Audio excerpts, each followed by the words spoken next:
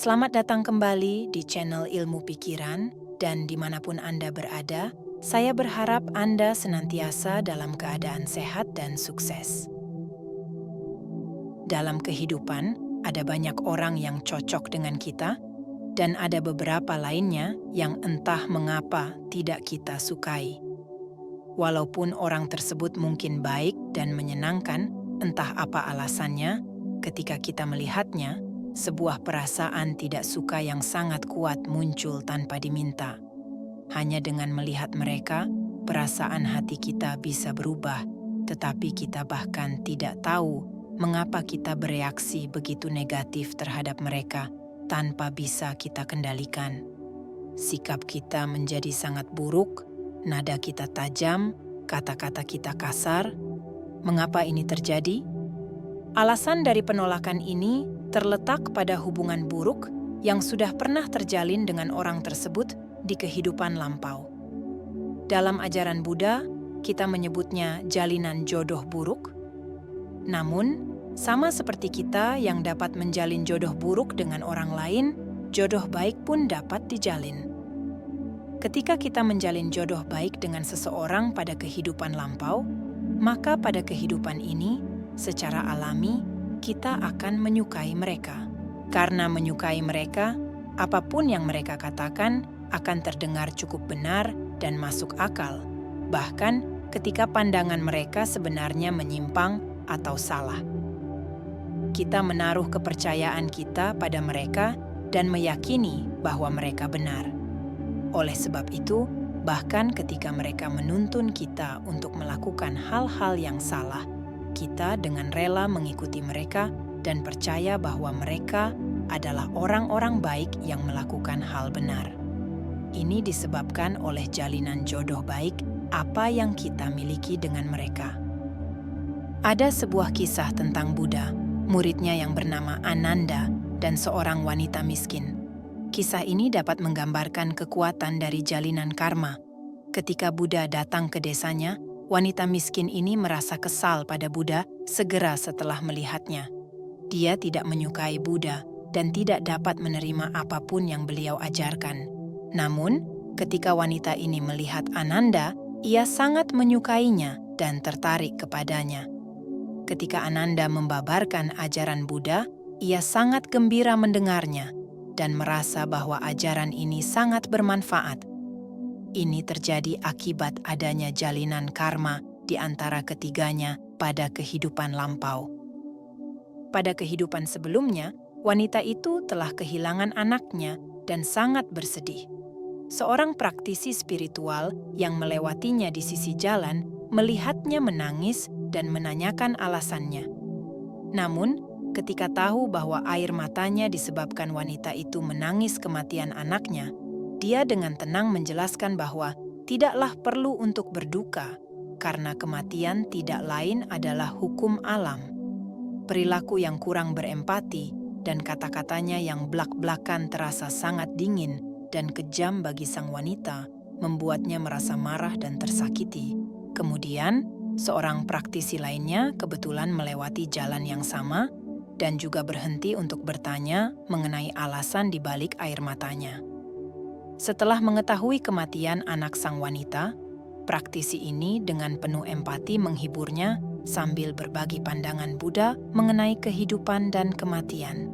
Praktisi pertama adalah Buddha Sakyanya Murni pada kehidupan itu, yang kedua adalah Ananda. Karena adanya jalinan karma yang terbentuk pada saat itu, maka pada kehidupan ini, wanita ini tidak menyukai Buddha pada pandangan pertama, walaupun beliau adalah seorang Buddha. Seperti itulah dampak dari jalinan karma. Terbentuknya jalinan karma banyak berhubungan dengan sikap dan perilaku kita. Oleh karenanya, kita harus sangat bersungguh-sungguh hati dan sadar dalam kehidupan sehari-hari. Kita juga perlu memahami bahwa perasaan baik maupun buruk terhadap orang-orang dalam kehidupan kita terjadi akibat jalinan karma yang terbentuk pada kehidupan-kehidupan sebelumnya. Jalinan karma ini mewarnai pandangan kita mengenai baik atau buruknya orang tersebut. Jika kita dapat menyadari hal ini, Meskipun kita merasa sangat tidak suka terhadap seseorang, kita dapat mulai mengubah pandangan kita terhadap mereka dan berhasil mengatasi perasaan negatif kita. Kemudian kita dapat mulai mengubah jalinan karma yang ada, karena pada setiap saat kita sesungguhnya memiliki kesempatan untuk menciptakan jalinan karma yang baru dengan orang lain. Akan tetapi, jika kita terus mempertahankan pendapat bahwa orang tersebut tidak baik dan menolak untuk mempertimbangkan bahwa mungkin pandangan kita dipengaruhi oleh jalinan karma, kita akan terus melangsungkan jalinan jodoh buruk yang ada. Jika kita dapat sungguh-sungguh memahami keberadaan dan dampak dari jalinan karma, kita dapat mengubah hubungan kita dengan orang lain. Ini adalah contoh latihan kesadaran yang harus kita lakukan dalam keseharian itu, hukum karma. Buddha datang ke dunia ini untuk mengajar dan membimbing orang-orang agar menyadari kebenaran hidup. Salah satu dari ajarannya yang paling penting adalah tentang hukum karma. Walaupun kita tidak dapat merasakannya atau melihatnya, karma mengatur kehidupan keseharian kita. Ini adalah sebuah cerita tentang seorang desainer. Ada hal yang membuatnya sangat risau dan bingung. Ia terbiasa kerja dengan perusahaan besar dan telah membantu perusahaan ini meraih keuntungan besar melalui hasil karyanya karena banyak desainnya yang terjual dengan nilai baik. Dia mencoba untuk menjalankan bisnis sendiri setelah meninggalkan perusahaan ini. Ia merancang sebuah produk baru yang menurutnya adalah salah satu hasil karya terbaiknya. Akan tetapi, setelah diproduksi dan dijual di pasaran, produk ini tidak diterima dengan baik. Akhirnya ia kehilangan seluruh tabungannya dan terjerumus dalam utang. Apa yang ia lakukan? Ia mendatangi mantan atasannya untuk bertanya apakah perusahaan lamanya tertarik untuk membeli hak paten darinya. Tahu bahwa memang ia desainer yang bagus, mantan atasannya melihat potensi dari desain baru ini. Mantan atasannya membeli hak patennya dan mulai memproduksi.